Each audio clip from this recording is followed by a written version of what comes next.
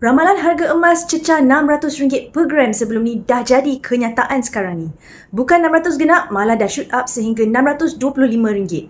Dua faktor yang menyebabkan harga emas ni naik begitu agresif adalah yang pertamanya berikutan shutdown Amerika Syarikat.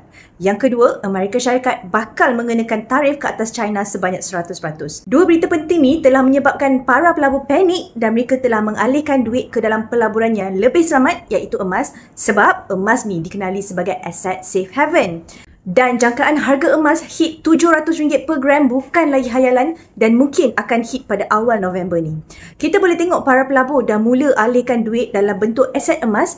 Begitu juga dengan negara-negara kuasa besar seperti China, Russia dan US sendiri sedang agresif tambah reserve simpanan emas mereka.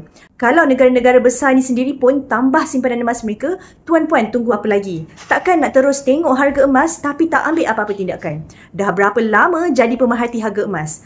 Tuan-puan yang ada duit tak digunakan dalam tempoh 2 tahun dan ke atas, alihkanlah dalam bentuk emas. Takkan rugi kerana pastinya harga emas meningkat secara konsisten dalam tempoh beberapa tahun akan datang.